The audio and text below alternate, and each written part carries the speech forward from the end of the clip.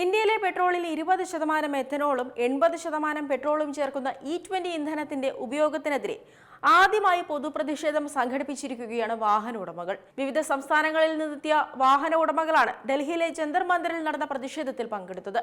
E20 petrol ഉപയോഗിച്ചതിന് പിന്നാലെ വാഹനങ്ങളുടെ മൈലേജ് കുറഞ്ഞതായും ഇന്ധന സംവിധാനത്തിൽ തകരാറുകൾ ഉണ്ടായതായും ആരോപിച്ചാണ് പ്രതിഷേധം നടത്തിയത്. ഞങ്ങളുടെ വാഹനം ഞങ്ങളുടെ അവകാശമെന്ന മുദ്രാവാക്യം ഉയർത്തിയായിരുന്നു ജനങ്ങളുടെ പ്രതിഷേധം രാഷ്ട്രീയ പ്രേരിതമല്ലെന്നും തങ്ങളുടെ വാഹനങ്ങളുടെ സുരക്ഷയിൽ ആശങ്കയുണ്ടെന്നും സമരക്കാർ അറിയിച്ചു. പ്രതിഷേധത്തിൽ പങ്കെടുത്ത ചിലർ തങ്ങൾ BJP അനുഭാവികളാണെന്നും എന്നാൽ നിലവിലെ നടപ്പാക്കൽ രീതിയോട് യോജിപ്പില്ലെന്നും കൂട്ടിച്ചേർത്തു. E20 ഇന്ധനം ഉപയോഗിച്ചതിന് പിന്നാലെ വാഹനങ്ങളുടെ എഞ്ചിനുകൾ തകരാറിലായെന്നും മൈലേജ് വലിയ തോതിൽ കുറഞ്ഞെന്നും നിരവധി പേർ ആരോപിച്ചു. ഇതുമൂലം തങ്ങൾക്ക് വൻ സാമ്പത്തിക ബാധ്യതയാണ് വരുന്നതെന്നും സമരക്കാർ പറയുന്നു. ഇന്ധനം ഫിൽറ്ററുകളിലും പൈപ്പ് ലൈനുകളിലും തടസ്സം നേരിടുന്നത് മൂലം 10,000 രൂപയുടെ അറ്റകുറ്റപ്പണികൾ നടത്തേണ്ടി വന്നുവെന്നും ചിലർ ചൂണ്ടിക്കാട്ടി.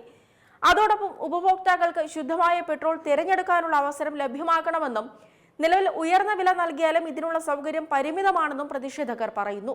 കരിമ്പിൽ നിന്നാണ് പ്രധാനമായും എഥനോൾ ഉൽപ്പാദിപ്പിക്കുന്നത്.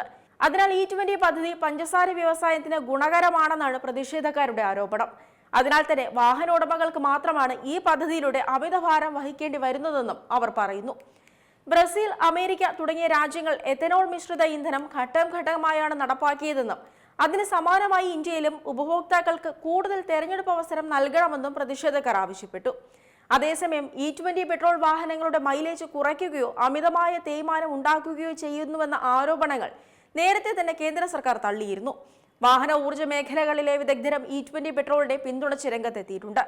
വിപുലമായ പരിശോധനകളിൽ വാഹനങ്ങൾക്ക് E20 പെട്രോൾ മൂലം പ്രശ്നങ്ങൾ ഉണ്ടാകുന്നതായി തെളിവുകളൊന്നും ലഭിച്ചിട്ടില്ലെന്നാണ് അവരുടെ വിശദീകരണം. E20 പെട്രോൾ സംബന്ധിച്ച നയം സർക്കാർ തീരുമാനമാണെന്നും അത് മാറാൻ സാധ്യത കുറവാണെന്നും അറ്റോർണി ജനറൽ R. വെങ്കട്ടരമണി നേരത്തെ വ്യക്തമാക്കിയിരുന്നു. പദ്ധതി നിശ്ചയിച്ചതിലും 5 വർഷം മുൻപ് ലക്ഷ്യം കൈവരിച്ചാണ് കേന്ദ്ര സർക്കാരിന്റെ വാദം.